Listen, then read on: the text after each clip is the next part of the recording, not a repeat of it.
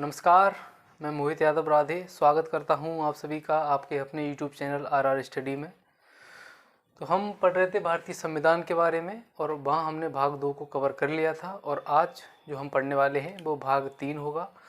भाग 3 जैसे कि आप लोग जानते हैं, जो संविधान का भाग 3 है उसमें हम मौलिक अधिकारों की चर्चा हमको मिलती है और वो आज हम मौलिक अधिकार को पढ़ने वाले हैं। ठीक है, तो मौलिक अधिकार सबसे पहले हम देखेंगे मौलिक अधिकार है क्या और कहाँ से कहाँ तक ये पाए जाते हैं और कहाँ से इसका जो विचार है वो भारतीय संविधान में इनको जोड़ने का जो विचार है वो कहाँ से लिया गया है। तो सबसे पहला ही हम जो पॉइंट हमारा होगा वो हम ये लिखेंगे कि ये जो मौलिक अधिकार हैं ये आपके अनुच्छेद 12 से लेकर अनुच्छेद 35 तक जो संविधान के भाग 3 में पाए जाते हैं। ठीक है, तो भाग 3 में कहाँ तक पाए जाते हैं? अनुच्छेद 12 से 35 तक। ठीक है, अब सवाल आता है कि जो ये मौलिक अधिकार हैं इसको भारतीय संविधान में जोड़ने का जो सुझाव है या फिर हम कहें जो विचार है वो हमने लिया है वो अमेरिका से लिया है। ठीक है, यूएसए से इसका विचार लिया गया है, यूएसए से विचार लिया गया है। ठीक है, यूएसए से इसका विचार लिया गया है। उसके अतिरिक्त जो आपके मौलिक अधिकार हैं इनको हम नैसर्गिक अधिकार का भी नाम देते हैं। और इनको नैसर्गिक अधिकार क्यों कहा गया है? क्योंकि ये जो अधिकार हैं वो जो भी व्यक्ति होगा, यानी जो भी व्यक्ति होगा वो भारत में जैसे जन्म लेगा उसको ये अधिकार प्राप्त हो जाएंगे, इसलिए इन अधिकारों को नैसर्गिक अधिकार का नाम भी दिया गया है। ठीक है, तो इनको हम क्या कहते हैं? नैसर्गिक अधिकार। नैसर्गिक अधिकार। नैसर्गिक अधिकार इनको क्यों कहा गया है? क्योंकि ये आपको जन्म के बाद ही प्राप्त हो जाते हैं। ठीक है, जन्म के बाद ही प्राप्त। देखिए, आपके जो मौलिक अधिकार हैं इसके लिए आपको कहीं आवेदन नहीं करना पड़ता है। जैसे ही आपको जो भारत में जन्म लेंगे उसके बाद ही आपके ये मौलिक अधिकार जो है आपको प्राप्त हो जाएंगे। ठीक है, तो हमने देखा नैसर्गिक अधिकार। उसके अलावा इसको मैग्ना कार्टा भी कहा जाता है। क्या कहा जाता है? संविधान का मैग्ना कार्टा। संविधान का मैग्ना कार्टा।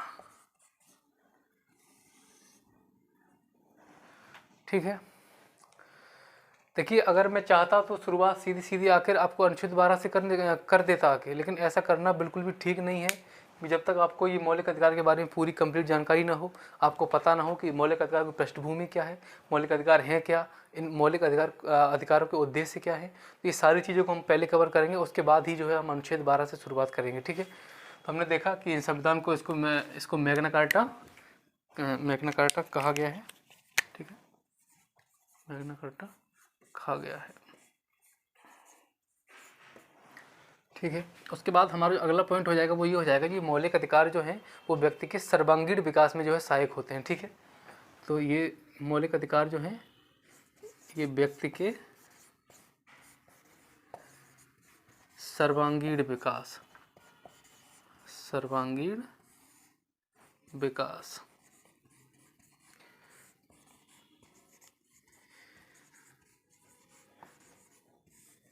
ठीक है, मौलिक अधिकार हैं वो व्यक्ति के सर्वांगीण विकास में सहायक होते हैं। अब ये जो सर्वांगीण विकास है इसमें आपका भौतिक विकास भी आ जाएगा, इसमें आपका नैतिक विकास भी आ जाएगा, इसी में आपका आध्यात्मिक विकास भी आ जाएगा। ठीक है, तो ये कुल मिला क्या है कि व्यक्ति के सर्वांगीण विकास में ये सहायक होते हैं। ठीक है, अब हम यहाँ अगला पॉइंट जो हमारा रहेगा वो हम ये हो गया। ठीक है, अल्पसंख्यकों के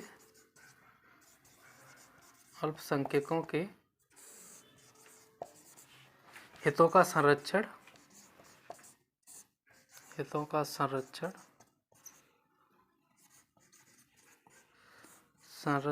करते हैं। ठीक है, अब यहाँ ये शब्द आया है आपका अल्पसंख्यक। इसमें ये कहा गया है कि अल्पसंख्यकों के हितों के संरक्षण करते हैं। अब ये जो अल्पसंख्यक है ये क्या है, इसका क्या अर्थ होता है, तो इसको हम देखेंगे कि ये अल्पसंख्यक जो है उसका अंग्रेजी अर्थ होता है माइनॉरिटी। ठीक है, तो ये जो अल्पसंख्यक है इसको अगर हम देखें, जो हमारी भारत की जो जनगणना हुई थी वो आपकी 2011 में हुई थी, लेकिन उसके बाद भारत की जनगणना हुई नहीं है। तो इसके लिए हम क्या करेंगे, जो 2011 की जनगणना हुई थी उसी को आधार मानकर हम कोई भी जानकारी आपको देंगे। ठीक है, तो जो 2011 में आपकी जनगणना हुई थी वो जो जनगणना थी वो आपकी पहली धार्मिक जनगणना भी कही गई है। ठीक है, कैसी जनगणना कही गई है? पहली धार्मिक जनगणना।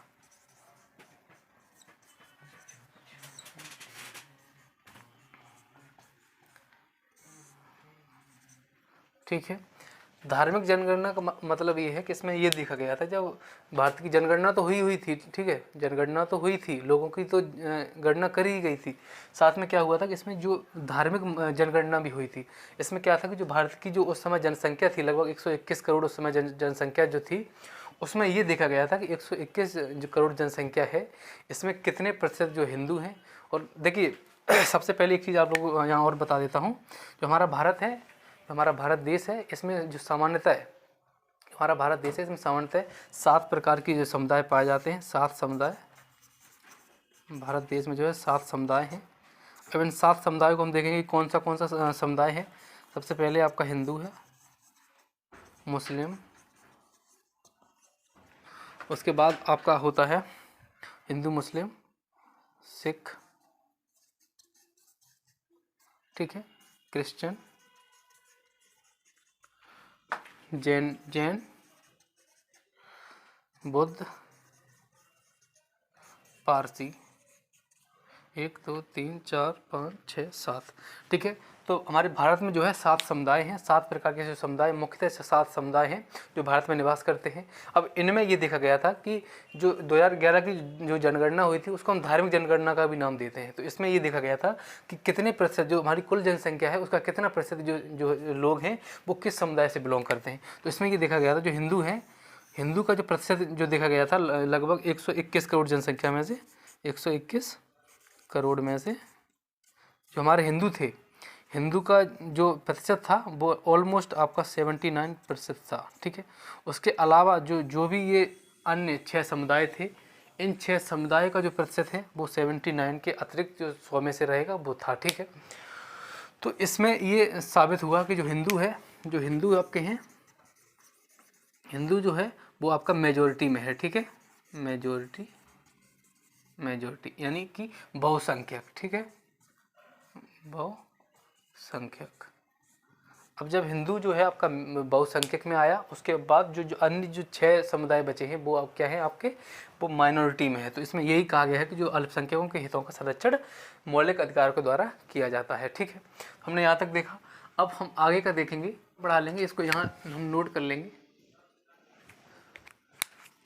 कि जो मौलिक अधिकार हैं इनको कभी छीना नहीं जा सकता है, और यदि हमारे जो मौलिक अधिकार हैं इनको छीना जाता है किसी व्यक्ति के द्वारा, अगर इनको छीना जाता है तो इसको छीनने पर जो व्यक्ति है, जो संबंधित व्यक्ति है जिसका शोषण होता है, वो व्यक्ति सीधा कहाँ जा सकता है, वो सीधा सुप्रीम कोर्ट जा सकता है। इसके अतिरिक्त अगर अन्य कोई ऐसी समस्या आती है, मौलिक अधिकारों के अतिरिक्त ऐसी कोई समस्या आती है, तो उसके लिए एक अलग नियम है, उसको सीधा सुप्रीम कोर्ट में नहीं जा सकता है। लेकिन अगर मौलिक अधिकार का हनन होता है तो वो सीधा कहाँ जाएगा, सुप्रीम कोर्ट में जाएगा। ठीक है, इसको छीना नहीं जा सकता। ठीक है, इसमें लिख लेंगे हम, इसको छीना नहीं जा सकता है, छीना नहीं जा सकता, तथा छीनने पर कहाँ जाएंगे, सीधे सुप्रीम कोर्ट जा सकते हैं, तथा छीनने पर सीधा सुप्रीम कोर्ट जा सकते हैं। अब जो सुप्रीम कोर्ट में जाएंगे वो किस अनुच्छेद के तहत जाएंगे, वो आपका आर्टिकल 32 है, जिसको हम समय आने पर उसको हम पढ़ेंगे, उसके बारे में हम पूरा जानकारी आप लोगों को देंगे। ठीक है, यहाँ तक हमने देखा। अब हम देखेंगे आगे, और आगे जो है अब हम आगे देखने वाले हैं जो मौलिक अधिकार हैं इनका उद्देश्य क्या है। ठीक है, तो हम चर्चा करने वाले हैं मौलिक अधिकारों के उद्देश्य पर, तो इसको हम साफ करेंगे, उसके बाद हम लिखेंगे मौलिक अधिकारों का उद्देश्य क्या है। तो यहाँ हम हेडिंग करेंगे। ठीक है, आप लोग समझ लेना ऐसे, तो बस यहाँ उद्देश्य लिख दे रहा हूँ कि उसके उद्देश्य क्या है, उद्देश्य पर हम चर्चा करने वाले हैं। ठीक है, तो मौलिक अधिकार के जो उद्देश्य हैं उन पर हम चर्चा करेंगे। तो उसी क्रम में तो हमारा पहला पॉइंट उद्देश्य में हो जाएगा कि लोगों के विकास के लिए, लोगों के विकास के लिए ये जो मौलिक अधिकार हैं इनको लाए जाने का जो उद्देश्य है वो ये निम्न उद्देश्य हम ऐसा कह सकते हैं कि लोगों के विकास के लिए। उसके बाद आपका जो अगला पॉइंट हो जाएगा वो ये हो जाएगा, लोगों के बीच समानता, लोगों के बीच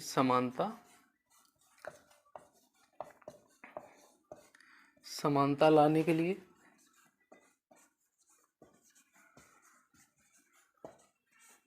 ठीक है। उसके बाद आपका जो तीसरा पॉइंट हो जाएगा वो ये हो जाएगा, आपका जो तीसरा पॉइंट हो जाएगा वो ये हो जाएगा कि जो सरकार की शक्तियां हैं उन पर नियंत्रित करना। ठीक है, तो यहाँ लिखेंगे, सर मार्कर नहीं चल रहा है।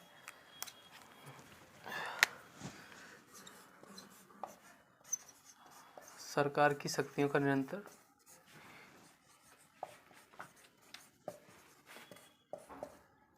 की शक्तियों का नियंत्रण। ठीक है, तो ये जो आपका तीसरा पॉइंट है, या फिर हम कहें जो मौलिक अधिकारों को लाए जाने का उद्देश्य है वो ये भी है कि जो सरकार की शक्तियां हैं उन पर, सरकार की शक्तियों पर नियंत्रण करना भी इसका एक उद्देश्य है। ठीक है, तो उसके बाद आपका जो चौथा पॉइंट हो जाएगा वो ये हो जाएगा कि वाक एवं अभिव्यक्ति की स्वतंत्रता, वाक एवं अभिव्यक्ति की स्वतंत्रता।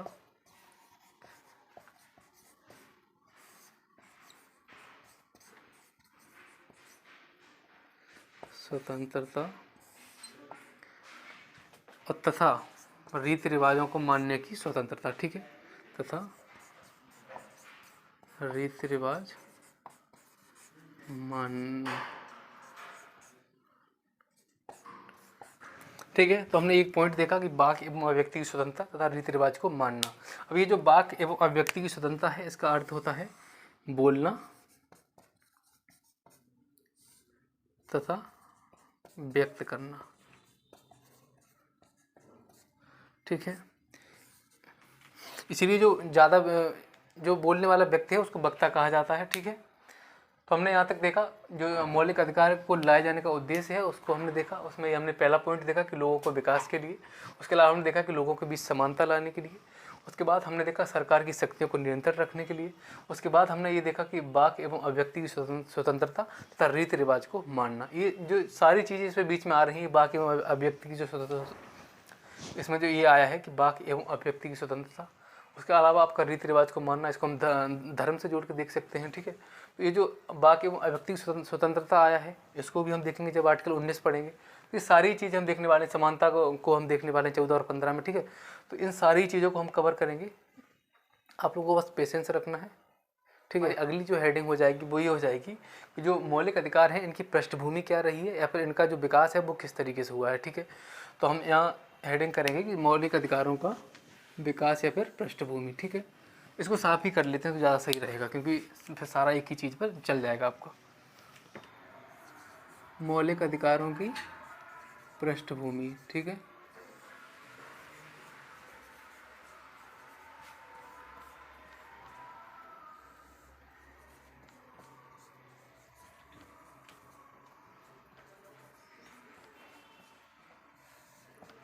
देखिए अब इसी क्रम में हम देखने वाले हैं जो मौलिक अधिकार हैं इनकी पृष्ठभूमि कहाँ से शुरू हुई और किस तरीके से ये इनका विकास हुआ है। सबसे पहले मौलिक अधिकार की मांग कहाँ से हुई, भारत में कहाँ से हुई। ठीक है, तो हम देखेंगे जो भारत में सबसे पहले मौलिक अधिकारों की मांग हुई है, अधिकारों की पृष्ठभूमि की अगर हम बात करें और हम ये बात करें कि सबसे पहले जो संविधान है यानी जो मौलिक अधिकार है इसकी मांग कहाँ से हुई, तो आपकी होती है 1895 में संविधान। ठीक है, 1895 में इसकी सबसे पहले मांग हुई, वो आपकी होती है संविधान विधेयक के तहत। ठीक है,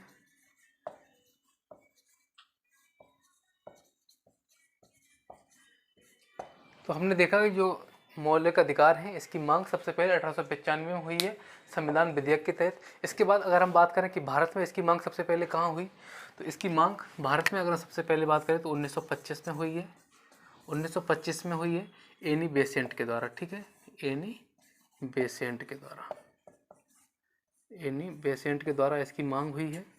और एनी बेसेंट के बारे में थोड़ा सा हम जान लेंगे। एनी बेसेंट जो है ये पहली ऐसी महिला है जिन्होंने कांग्रेस की जो अधिवेशन है उसकी अध्यक्षता की है। पहली महिला जिसने कांग्रेस की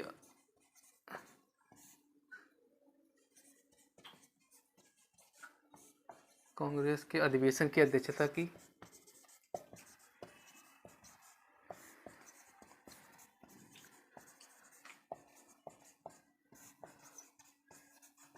ठीक है, उसके अलावा भी अगर हम देखें तो इनको एक आयरस लेडी का नाम भी दिया जाता है। ठीक है, आयरस लेडी इनको कहा जाता है। और वैसे तो एनी बेसेंट के बारे में जो संक्षेप में हम पढ़ेंगे जब हम आधुनिक इतिहास के बारे में पढ़ेंगे तब। ठीक है, तो यहाँ हम बस इतना देखेंगे 1925 में एनी बेसेंट के द्वारा क्या हुआ, मौलिक अधिकारों की मांग करी गई। ठीक है, उसके बाद आपका आता है 1927। 1927 में आपका होता है कांग्रेस अधिवेशन।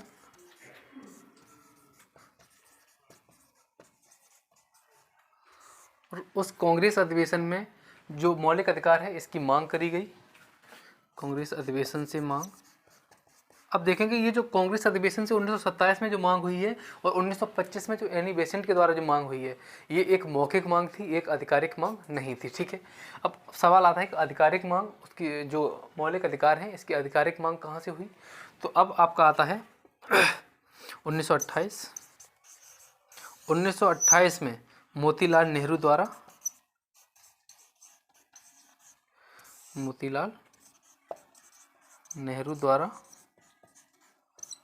क्या बनाया जाता है, नेहरू रिपोर्ट प्रस्तुत की जाती है। अब ये नेहरू रिपोर्ट है, इसको एक अन्य नाम से भी हम जानते हैं, इसको हम कहते हैं ब्लूप्रिंट। ठीक है, क्या कहते हैं, ब्लूप्रिंट। जो नेहरू रिपोर्ट है इसको हम ब्लूप्रिंट का भी नाम देते हैं। और ब्लूप्रिंट का नाम इसको क्यों दिया गया है, इसके पीछे भी एक रीज़न है। इसको ब्लूप्रिंट इसलिए कहा गया कि हमारा जो संविधान है, हमारा जो वर्तमान में संविधान है, उसका एक खाका की अगर हम बात करें, उसका जो एक मसौदा है, या फिर हम कहें कि जो एक रफली, जो ऐसा हम कहते हैं कि अगर मकान बनाने जा रहे हैं, अगर हम कहीं मकान बनाते हैं तो उसका एक रफली खाका हम पहले बना के तैयार करते हैं। तो वो यही था कि नेहरू रिपोर्ट में जब मोतीलाल नेहरू ने ये नेहरू रिपोर्ट प्रस्तुत करी, उसी समय उन्होंने एक संविधान का एक रफली संविधान बनाकर प्रस्तुत किया था और जिसमें मौलिक अधिकारों की भी बात की गई थी। ठीक है, इसीलिए हम इसको क्या कहते हैं, ब्लूप्रिंट कहते हैं। ठीक है, यहाँ तक हमने देखा। अब 1928 के बाद आपका आता है 1931। 1931 में होता है कांग्रेस का कराची अधिवेशन।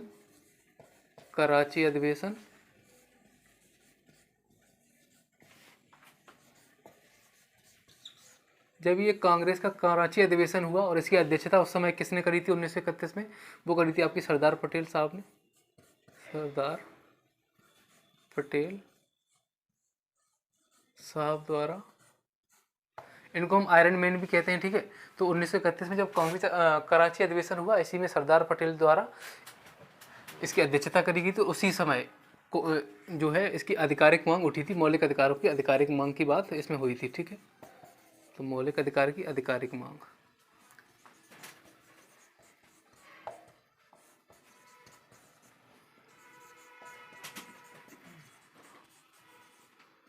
आधिकारिक मांग। ठीक है, तो 1931 में जब आपका कांग्रेस कराची अधिवेशन हुआ, उसी कराची अधिवेशन की अध्यक्षता करी सरदार पटेल साहब ने और उसी में मौलिक अधिकारों की जो है पहली बार आधिकारिक मांग हुई। उसके बाद आपका होता है 1931। ये मार्कर थोड़ा सा नहीं चल रहा है, इसके स्थान पर हम इसको लेंगे। तो 1931 में ही आपका होता है गोलमेज सम्मेलन, यानी आपका सेकेंड गोलमेज सम्मेलन।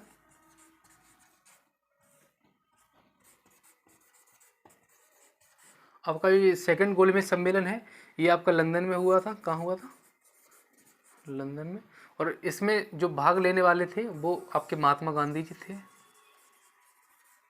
महात्मा गांधी। ठीक है, और जब 1931 में कराची अधिवेशन में जब मौलिक अधिकारों की आधिकारिक रूप से मांग उठी थी, उसके बाद जब 1931 में सेकंड गोलमेज सम्मेलन होता है, उसमें आपके महात्मा गांधी जी शामिल होते हैं और वहाँ जाकर इसी जो कांग्रेस अधिवेशन में जो मौलिक अधिकारों की बात कही गई इसको दोहराया गया। ठीक है, इसको दोहराया गया। देखिए, बोर्ड पे जगह कम होती है इसलिए हम कुछ चीज़ों को शॉर्ट करके लिख देते हैं, लेकिन मुँह से हम जो बात बोलते हैं उसको आप ध्यान में देंगे और उसी तरीके से आप अपने नोट्स में उसको शामिल करेंगे। ठीक है, तो यहाँ हमने देखा कि 1931 में ही उस मांग को दोहराया गया, लेकिन 1934 में क्या होता है, उस मांग को कैंसिल कर दिया जाता है। 1934 में उस मांग को नकार दिया जाता है।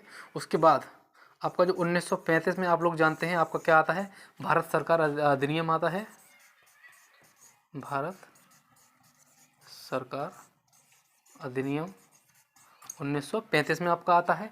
और इस भारत सरकार अधिनियम 1935 को हम मिनी संविधान का नाम भी देते हैं। क्या देते हैं, मिनी संविधान का नाम भी देते हैं। लेकिन इस जो संविधान 1935 में आया आपका, 1935 में आपका जो भारत सरकार अधिनियम आया, इस अधिनियम में मौलिक अधिकार नहीं थे। इतनी सिफारिशों के बाद भी, इतनी जगहों से इसकी मांग उठने के बाद भी क्या हुआ कि 1935 में आपका भारत सरकार अधिनियम आया, इस संविधान में जो है मौलिक अधिकार शामिल नहीं किए गए। अब अगर प्रश्न आपकी परीक्षा में आ जाता है कि जो वर्तमान में संविधान है और जो आपका मिनी संविधान कहा जाता है 1935 का जो भारत सरकार अधिनियम है, इसमें क्या डिफरेंस था, तो इसमें एक यही मेन डिफरेंस आपका यही होगा कि इस अधिनियम में क्या था, मौलिक अधिकार को शामिल नहीं किया गया था। ठीक है, तो यहाँ हम लिख लेंगे कि फंडामेंटल राइट्स शामिल नहीं। ठीक है, एक बार दोबारा से देख लेंगे हम कि 1895 में मौलिक अधिकारों की मांग सबसे पहले हुई संविधान विधेयक के तहत। उसके बाद आपका 1925 में एनी बेसेंट के द्वारा भारत में इसकी मांग करी गई और एनी बेसेंट के द्वारा इसकी मांग करी। उसके बाद 1927 में कांग्रेस अधिवेशन से इसकी मांग हुई, लेकिन जो कांग्रेस के अधिवेशन में इसकी पहली बार मांग हुई और एनी बेसेंट के द्वारा जो मांग थी वो एक मौखिक मांग थी, वो आधिकारिक मांग नहीं थी। उसके बाद आपका 1928 में मोतीलाल नेहरू द्वारा एक नेहरू रिपोर्ट तैयार करी जाती है। उसी नेहरू रिपोर्ट को हम ब्लू प्रिंट का नाम देते हैं। उससे ब्लू प्रिंट का नाम देने का कारण है कि जो हमारा संविधान है उसका एक खाका, या हम कहें कि जो एक रफली स्केच था, वो नेहरू रिपोर्ट में ही बना दिया गया था। उसके बाद आपका 1931 में आपका कराची अधिवेशन होता है। उसी कराची अधिवेशन का जो अध्यक्षता है वो सरदार पटेल साहब करते हैं। और उसी कराची अधिवेशन में क्या होता है कि जो मौलिक अधिकार हैं इसकी पहली बार आधिकारिक मांग होती है। उसके बाद 1931 में लंदन में गोलमेज सम्मेलन होता है। उसमें आपके जो महात्मा गांधी जी हैं इस गोलमेज सम्मेलन में शामिल होते हैं। और उसके बाद वो उसी जो कराची अधिवेशन में जो बात कही गई थी मौलिक अधिकारों को लेकर, उसी बात को वो वहाँ दोहराते हैं। उसके बावजूद 1934 में क्या होता है, इस मांग को नकार दिया जाता है। 1935 में हमारा जो भारत सरकार अधिनियम आया, या फिर हम कहें जो मिनी कॉन्स्टिट्यूशन के नाम से हम इसको जानते हैं, वो आया। उसमें क्या था कि फंडामेंटल राइट्स को शामिल नहीं किया गया। यानी हम कह सकते हैं इतनी सारी जो मांग है, इतनी बड़े बड़े मंच से इसकी जो मांग उठी थी या इतने बड़े नेताओं के द्वारा इसकी मांग उठाई गई थी, वो मांग उसको नकार दिया गया। उसके बाद अब क्या होता है कि 1945 में एक समिति बनती है, सप्रू कमेटी के नाम से उसको हम जानते हैं। वो आपकी बनाई जाती है जवाहरलाल नेहरू के द्वारा। तो इसको हम साफ करेंगे और उसके बाद उसको हम देखेंगे। ठीक है, तो हमने देखा कि जो 1935 में हमारा भारत सरकार अधिनियम आया। ठीक है, इसमें एक बार दोबारा लिखेंगे, भारत सरकार अधिनियम आपका 1935 में आया। इसमें क्या किया गया, फंडामेंटल राइट्स को जो है शामिल नहीं किया गया था। ठीक है, शामिल नहीं किया गया था। ठीक है, जब 1935 में आपका भारत सरकार अधिनियम आया उसमें फंडामेंटल राइट्स को शामिल नहीं किया गया। उसके बाद क्या होता है, 1945 में आपकी बनती है एक सप्रू कमेटी, जिसका पूरा नाम है तेज बहादुर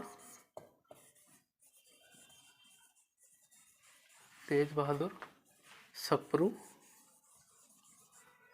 कमेटी। ठीक है, ये जो तेज बहादुर सप्रू कमेटी है, इसको जो कमेटी है इसको बनाने का श्रेय आपका जाता है जवाहरलाल नेहरू को। ठीक है, पीटी नेहरू। ठीक है, अब तेज बहादुर सप्रू कमेटी में क्या हुआ, जो 1928 में मोतीलाल नेहरू द्वारा जो नेहरू रिपोर्ट बनाई गई थी इसको पढ़ा गया। ठीक है, तो यहाँ हम लिखेंगे। ठीक है, इसमें क्या होता है, नेहरू रिपोर्ट को पढ़ा गया और उसी आधार पर क्या किया गया, मौलिक अधिकारों को बनाया गया, जिसमें कुल 2 प्रकार के अधिकार को इसमें बनाया गया था। ठीक है, 2 प्रकार के अधिकारों को इसमें सॉर्ट आउट किया गया था। तो इसमें से एक जो था, एक जो प्रकार के अधिकार थे उसमें क्या था, उनके अगर हनन की बात हो या फिर उनको छीनने की बात हो तो उसमें क्या था कि व्यक्ति सीधा कोर्ट में जा सकता है। और दूसरे जो थे दूसरे जो अधिकार थे उनके संबंध में व्यक्ति कोर्ट में नहीं जा सकता था। ठीक है, अब जिन संबंधों में व्यक्ति कोर्ट में जा सकता था उनको मौलिक अधिकार कहा गया। क्या कहा गया? मौलिक अधिकार का नाम दिया गया। उसके अलावा जिसके लिए व्यक्ति कोर्ट में नहीं जा सकता था, या फिर हम कहें जिसका अतिक्रमण अगर किसी के द्वारा कर लिया जाता तो उसमें व्यक्ति कोर्ट में नहीं जा सकता था, तो वहाँ आपके आ जाएंगे DPSPs। ठीक है, DP यहाँ हम लिखे दे रहे हैं इसको, DPSPs। ठीक है, अब ये DPSPs यानी राज्य के नीति निर्देशक तत्व। ठीक है, राज्य के नीति निर्देशक तत्व, राज्य के नीति निर्देशक तत्व। ठीक है, अब ये जो मौलिक अधिकार है इसका जो अगर हम बात करें, इसका मैंने जैसे कि शुरुआत में ही बताया है, इसका जो विचार है वो आपका कहाँ से आया? वो आपका लिया गया USA से। ठीक है, और वहीं जो DPSPs हैं इसका जो विचार है वो लिया गया आपका आयरलैंड से। कहाँ से लिया गया? आयरलैंड से लिया गया। ठीक है, तो यहाँ तक हमने देखा। एक बार हम इसको दोबारा समझ लेंगे। 1935 में जब भारत सरकार अधिनियम आया उस समय क्या था, उस अधिनियम में फंडामेंटल राइट्स को शामिल नहीं किया गया। उसके बाद आपकी 1945 में बनती है सप्रू कमेटी, जिसको बनाने का श्रेय जाता है आपका PT नेहरू को। PT नेहरू जब इस समिति को बनाते हैं, इस समिति जो सप्रू समिति बनती है वो क्या करती है, नेहरू रिपोर्ट जो 1928 में बनी थी, इसको हम एक बार यहाँ लिख लेंगे। 1928 में जो नेहरू रिपोर्ट बनी थी उसको पढ़ती है। उसके आधार पर उसको पढ़ने के बाद जो है कुछ ऐसे अधिकारों को दो भागों में बांटती है, जिसमें पहला भाग आपका होता है ऐसे अधिकार जिसके अतिक्रमण होने पर व्यक्ति सीधा कोर्ट में जा सकता है, और दूसरा क्या है, दूसरे में ऐसे अधिकारों को रखता है जिसका हनन होने पर व्यक्ति कोर्ट में नहीं जा सकता है। ठीक है, तो दूसरे जिसमें हनन करने पर कोर्ट में नहीं जा सकता है उसमें रखा गया आपका DPSPs को, यानी राज्य के नीति निर्देशक तत्व को। और इसका जो अगर इसको बात करें, इसको कहाँ से ग्रहण किया गया, इसके जो विचार कहाँ से लिया गया, वो आयरलैंड से लिया गया, भाई USA अमेरिका से लिया गया मौलिक अधिकारों का श्रेय। ठीक है, अब जैसे कि आप लोग जानते हैं हम अभी भाग 3 पढ़ रहे हैं। ठीक है, भाग 3 जो आपके मौलिक अधिकार हैं इनको भाग 3 में रखा गया, और आपके जो DPSPs हैं इनको किस भाग में रखा गया है? भाग 4 में रखा गया है। ठीक है, तो अब मुझे लग रहा है कि अब हमें शुरू करना चाहिए अनुच्छेद 12 से। अब हम शुरुआत करेंगे अनुच्छेद 12 से। देखिए, कोई मतलब नहीं था अगर हम आपको आते और आपको बता देते कि जो हमारे मौलिक अधिकार हैं वो नैसर्गिक अधिकार हैं, उन्हें मैग्ना कार्टा कहा जाता है। ये चीज़ आप शुरू से, मुझे पता है आप लोग सभी लोग इस चीज़ को शुरू से पढ़ते आ रहे हैं, लेकिन ये सारी चीज़ें आपको जब तक क्रम से नहीं पता हो किस तरीके से हमारे मौलिक अधिकार का विकास हुआ है, किस तरीके से इसकी पृष्ठभूमि रही है, इस सारी चीज़ों को जानने के सिवाय अगर हम सीधा इसको शुरुआत कर देते तो वो मुझे लगता है मेरे लिए ठीक नहीं रहता। ठीक है, आप लोगों के लिए मुझे नहीं पता है, लेकिन मेरे लिए वो ठीक नहीं रहता। ठीक है, तो हमने ये देखा। उसके बाद अब हम शुरुआत करेंगे अनुच्छेद 12 से। देखते हैं, अगर समय अधिक हो रहा है तो हम जो वीडियो है वो उसकी कल बना देंगे, इसको यहीं ख़त्म करेंगे। ठीक है, आज ही देख लेते हैं इसको। ठीक है, अनुच्छेद 12 को हम आज ही देख लेते हैं, क्योंकि कल फिर हम क्या होगा कि अनुच्छेद 14 से शुरुआत कर देंगे। ठीक है, इसको हम हटाते हैं। ठीक है, तो हम देखेंगे अनुच्छेद 12। अनुच्छेद 12 जैसे कि हम आप लोगों को बता चुके हैं, ये भाग 3 और इसमें हम मौलिक अधिकारों को पाते हैं 12 से 35 तक। तो शुरुआत हम करने जा रहे हैं अनुच्छेद 12 से। हम देखेंगे अनुच्छेद 12 में क्या कहा गया है। ठीक है, अनुच्छेद 12 में कहा गया है राज्य की परिभाषा। ठीक है, क्या कहा गया है? राज्य की परिभाषा। अब क्या है राज्य की परिभाषा? ये दिखने में तो आपको बस ये 3 शब्द लग रहे हैं कि राज्य की परिभाषा, लेकिन राज्य की परिभाषा में इसमें किसे किसे सम्मिलित किया गया है उसको हम बिल्कुल तोड़ के देखने वाले हैं। ये जो शब्द यहाँ राज्य आया है, ठीक है, यहाँ जो शब्द राज्य आया है इसको आप लोग बड़ा ध्यान से समझेंगे। ये शब्द यहाँ राज्य आया है जो भाग 3 और संविधान का भाग 4 है, जिसमें बार बार राज्य शब्द का प्रयोग होगा। अब यहाँ जो राज्य शब्द का प्रयोग बार बार होगा तो वहाँ हम राज्य से किस चीज़ का मतलब समझेंगे? राज्य का मतलब हम यूपी बिहार और ये जो भी आपके राज्य हैं उसको नहीं समझेंगे। इससे हम किसको समझेंगे? तो राज्य से जो मतलब आप लोगों का होगा, ठीक है, भारतीय सरकार एवं संसद। ठीक है, भारतीय सरकार एवं संसद। और आप लोग जानते हैं संसद है वो 3 लोगों से मिलकर बनती है। पहली है आपकी लोकसभा, ठीक है, दूसरी है आपकी राज्यसभा, तीसरा है आपका राष्ट्रपति। आपकी जो संसद है वो जो हम अभी बाद में पढ़ेंगे, लेकिन अभी थोड़ा सा इतना जान लेंगे, जो संसद है वो 3 लोगों से मिलकर बनती है, आपका लोकसभा, राज्यसभा और राष्ट्रपति, ठीक है। तो हमने देखा भारतीय सरकार एवं संसद राज्य के अर्थ में हम देख रहे हैं, राज्य के को हम किस किस और चीज़ें संबोधित कर रहे हैं यहाँ, ठीक है। या हम कहेंगे राज्य का मतलब यहाँ क्या क्या है, ठीक है। तो भारतीय सरकार एवं संसद में आपका दूसरा हो जाएगा राज्य सरकार। ये भारतीय सरकार आपकी केंद्र सरकार हो गई है, तो यहाँ हो जाएगा आपका राज्य सरकार तथा राज्य विधानमंडल, ठीक है।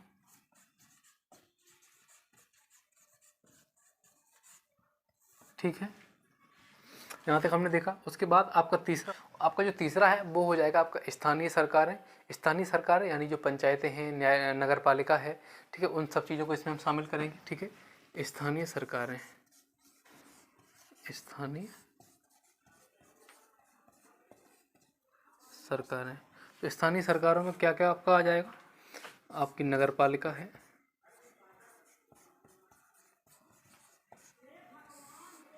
जिला बोर्ड है, उसके अतिरिक्त आपकी पंचायतें हैं। ये सारी चीज़ें आपकी जो है स्थानीय सरकारों में आ जाएंगी। यानी जब जब हम राज्य शब्द का प्रयोग करेंगे भाग 3 और भाग 4 में, जब जब हम राज्य शब्द का प्रयोग करेंगे भाग 3 में, भाग 4 में, तो वहाँ क्या होगा, राज्य शब्द का जो अर्थ है वो ये भी हो सकता है भारतीय सरकार या संसद, या फिर आपका राज्य सरकार, या फिर राज्य विधानमंडल, या फिर स्थानीय सरकारों से भी उसका मतलब हो सकता है। उसके बाद क्रम में यह हो जाएगा कि वे सभी व्यक्ति जिनको विधि द्वारा स्थापित किया गया है, ठीक है।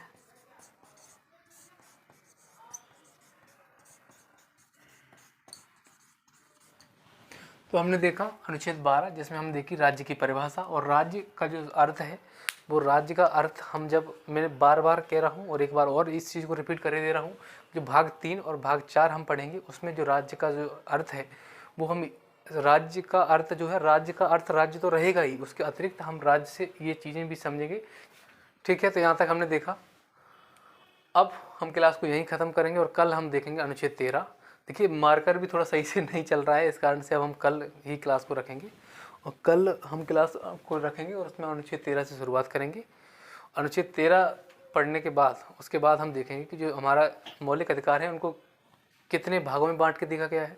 मौलिक अधिकारों को आपका कुल 6 भागों में बांट के देखा गया है, तो उन 6 भाग को हम देखेंगे। उसके बाद हम पढ़ेंगे क्रम से अनुच्छेदों को कि कौन सा अनुच्छेद कौन से भाग में आता है, ठीक है।